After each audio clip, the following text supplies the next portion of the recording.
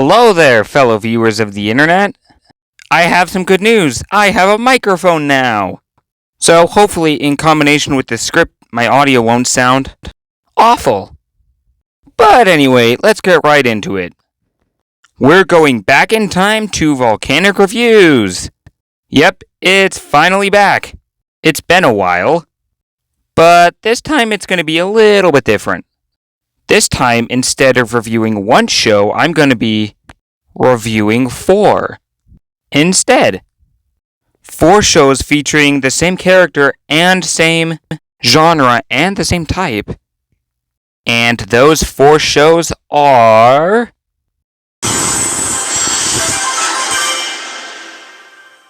the Sonic shows. Yep, this Volcanic Reviews is not only a Volcanic review, but also being the same video that I did last time. Yeah, killing 2 birds with 1 stone. Now, before I begin ranking and reviewing the shows, I first have to point out that there are 6 total Sonic shows, but I have only seen 4 out of the 6, so sorry, Sonic Sat AM. I know you're considered the best Sonic show out there, but I haven't seen you, so I cannot rank you. Oh, and I guess Sonic Underground, too. Now, starting off at the very bottom of the list, we have The Adventures of Sonic the Hedgehog. This is the only one of the Sonic shows that I haven't finished. I just couldn't really keep up with where the show was going because each individual episode was very similar to that of Wile E. Coyote and the Roadrunner from Looney Tunes. This show was more like a Looney Tunes episode than a Sonic game, which is what the shows are supposed to be based off of. Not to mention that stupid robotic bird had a very annoying voice. I muted the TV every time he was on screen. I also skipped over every single scene that Tails was in. Tails was very obnoxious in this series, even more so than he already is. The show did have its moments, but for the most part, it was pretty dry and unfocused, and kind of a little bit unorganized.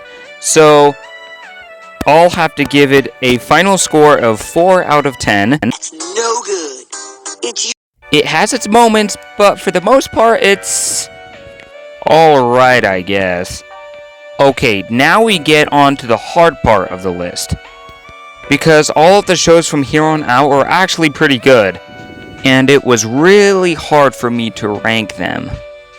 With that being said, here is where we will find Sonic Boom. Okay, not going to lie, Sonic Boom was actually very enjoyable to watch. Despite what most people say, it's actually pretty good. It is a little on the sillier side, but that is okay. That's what makes it enjoyable. The reason being is because it was silly, but it wasn't so silly that it just ended up being cringy. Now, this Sonic show is very similar to Teen Titans Go.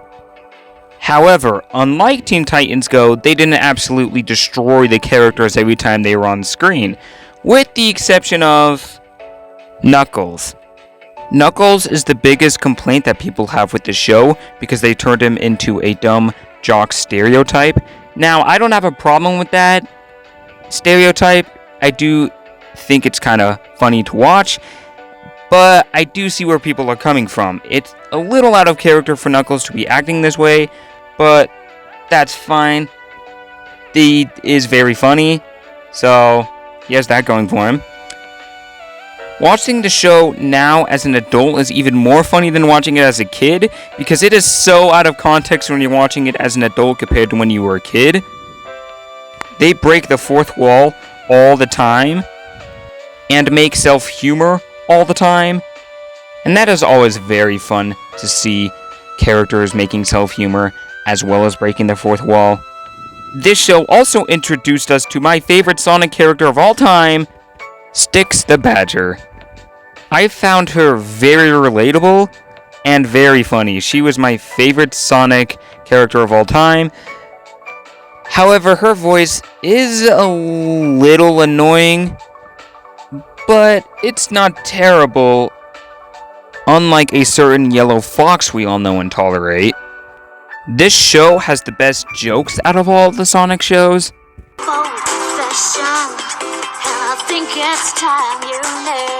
Haha, Justin Bieber, and he's an actual beaver. Well played. But it also gave us the best memes, too. Approved! And for that reason, I rank this show a 6 out of 10.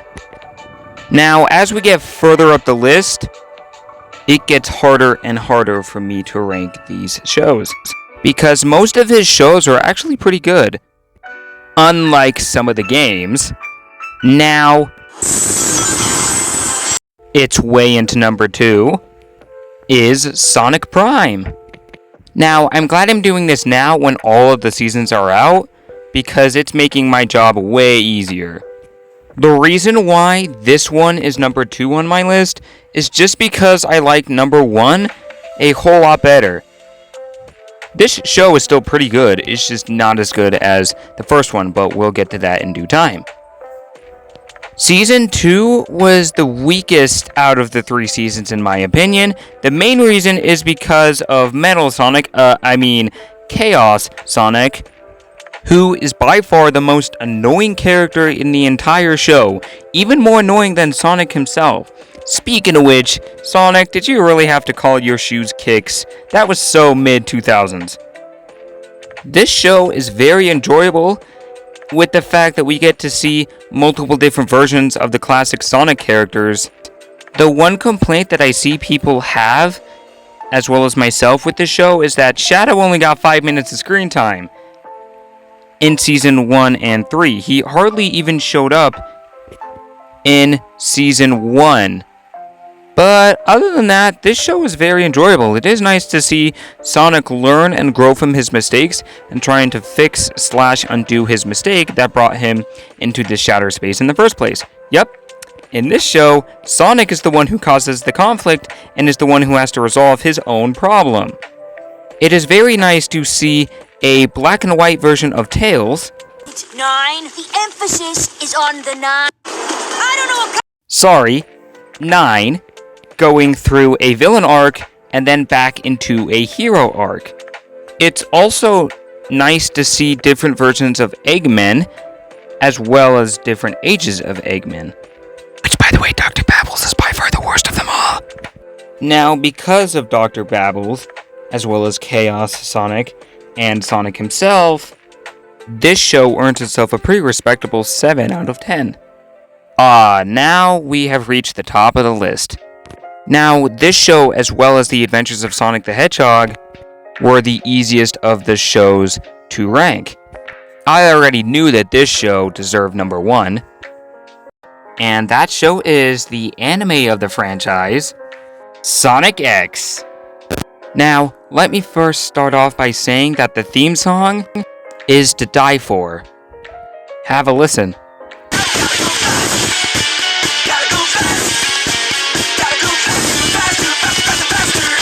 Now, I couldn't play the entire thing for copyright reasons, and because the audio sucked. Sorry about that, I'm doing this all on my phone.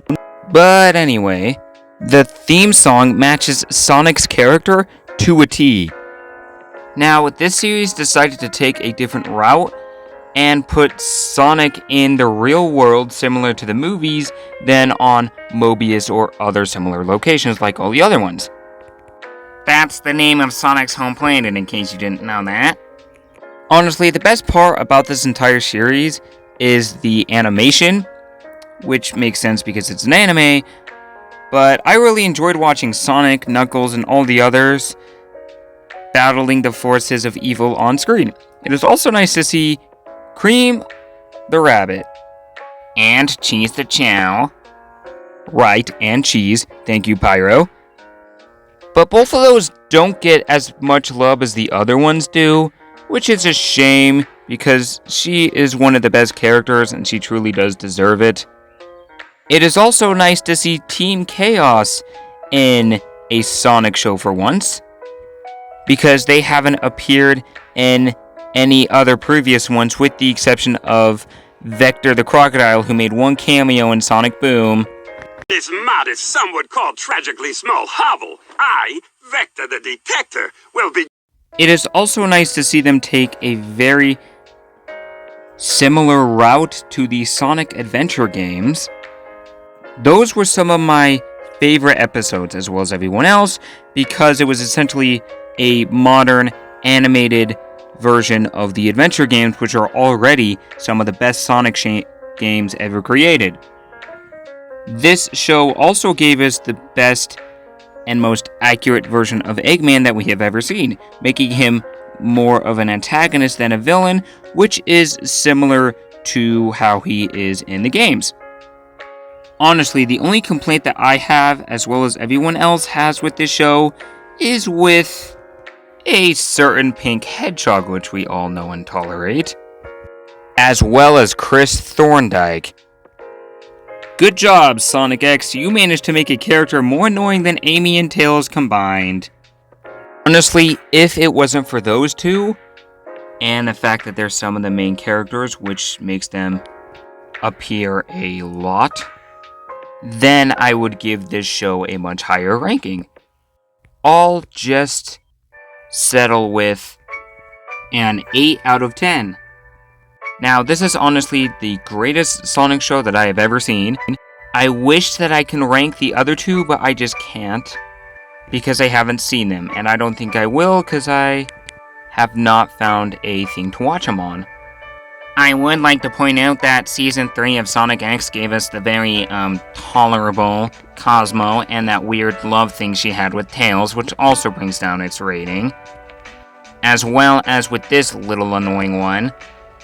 But there you have it, a little bit different than normal Volcanic reviews. And as always, I hope you enjoyed this video as much as I did making it. And please let me know your thoughts in the comments down below, and please give me feedback, as I would love to improve my videos based on your standards. And with that, I bear thee farewell. Goodbye.